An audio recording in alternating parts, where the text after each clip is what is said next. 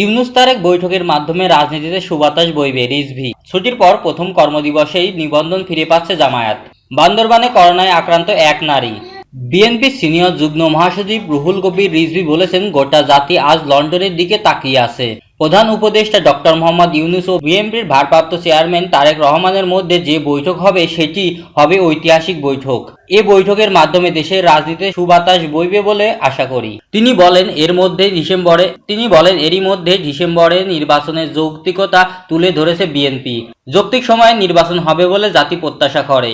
আলোচনার মধ্য দিয়ে নির্বাচন সমূহ সব সমস্যার সমাধান সম্ভব।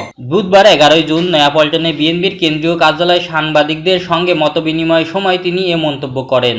প্রতিবেশী রাষ্ট্রের কঠোর সমালোচনা করে রিজভী বলেন, প্রতিবেশী দেশ বাংলাদেশের প্রতি ভয়ঙ্কর বিদ্বেষপরায়ণ হয়ে উঠেছে। বিশেষ করে শেখ হাসিনার পতনের পর তারা হিংস্র হয়ে উঠেছে। বিদেশি তকমা দিয়ে প্রতিদিন পুশিন করা হচ্ছে। পায়ে পাড়া দিয়ে ঝগড়া লাগানোর প্রচেষ্টা চলছে।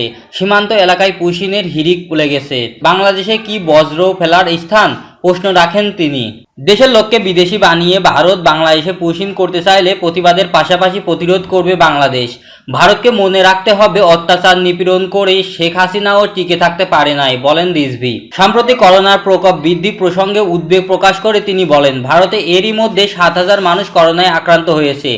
বাংলাদেশেও আক্রান্তের খবর পাওয়া গেছে। এরই মধ্যে একজন মারা গেছে। এ বিষয়ে সরকারকে দ্রুত করণীয় নির্ধারণ করে প্রস্তুতি নেওয়ার আহ্বান জানায়। সুরক্ষা বিষয়ে স্বাস্থ্য মন্ত্রণালয়ের ভূমিকা উল্লেখযোগ্য নয় বলে মন্তব্য করেন রিজভী। পাশাপাশি ডেঙ্গুরও মারাত্মক রূপ নিয়েছে। জনস্বাস্থ্যের হুমকির মুখে পড়েছে। এর জন্য সরকারের সঙ্গে জনগণেরও আরও সম্পৃক্ত হওয়ার আহ্বান জানান তিনি। ঈদযাত্রা ঘিরে সড়ক দুর্ঘটনায় প্রায় 57 জন মৃত্যুর সংবাদে উদ্বেগ প্রকাশ করেন তিনি। বেপরোয়া গাড়ি চালানোর কারণে এই দুর্ঘটনা বেড়েছে।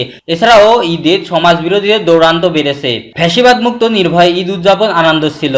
আইন শৃঙ্খলা পরিস্থিতি অবনতি দেখা গেছে। প্রশাসন আরও তৎপর হলে তা কমানো সম্ভব হতো বলে উল্লেখ করেন তিনি।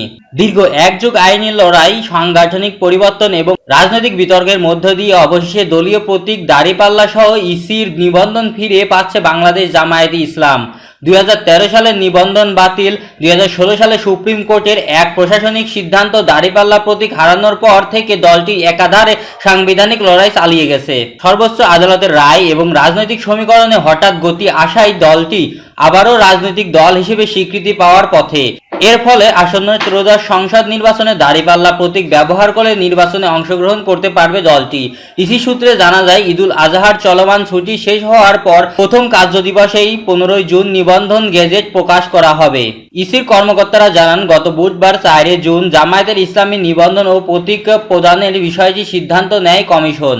ঈদের ছুটির আগে শেষ কর্মদিবস ছিল ওই দিন। এই জন্য নিবন্ধন গেজেট ওই দিন প্রকাশ করতে পারেনি। ছুটির পর যেদিন প্রথম অফিস খুলবে ওই দিন নিবন্ধন গেজেট প্রকাশের পরিকল্পনা রয়েছে ইসির। তবে প্রতীক দিতে কিছুটা সময় লাগতে পারে।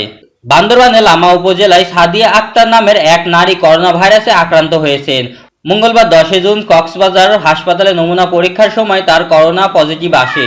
সাদিয়া আক্তার লামা পৌরসভার নয়াপাড়া এলাকার মুজিব রহমানের মেয়ে। বিষয়টির সত্যতা নিশ্চিত করেছেন বান্দরবানের civil surgeon doctor Mohammad Shahid Hussain Chowdhury. জানা গেছে, লামা উপজেলায় এক শিক্ষার্থী চিকিৎসার জন্য লামা স্বাস্থ্য কমপ্লেক্সে যান।